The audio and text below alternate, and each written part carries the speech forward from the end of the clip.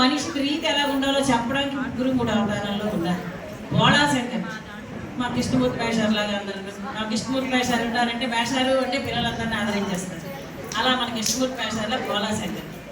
ఇంకా విష్ణుమూర్తి ఉన్నారంటే బ్రహ్మ ఉన్నాడంటే బాలాజీ గారిలా ఎవరేం చేస్తారని చేసేయండి అన్నట్టు రాసేస్తూ ఉంటారు.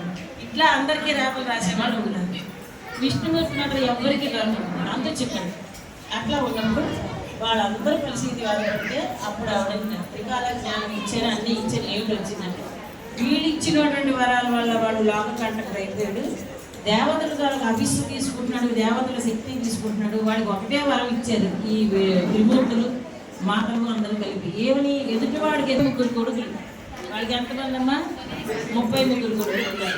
ఆ 33 కొడుకులు కూడా లోక కంటకులు ఎటువంటి ఇది చేస్తున్నారంటే వస్తారు. ముందు స్త్రీలు బాధపడతారు, వీళ్ళు రక్షించమ్మా అన్నారు.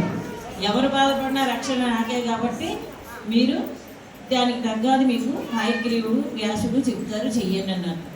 అప్పుడు హాయగ్రీవుడు వ్యాస మహర్షుడు నారాయణ ఆలోచించి లలితాదేవి అగ్నిగుండం అని చెప్పేసి మీకు నైమిషారణ్యంలో ఉంది.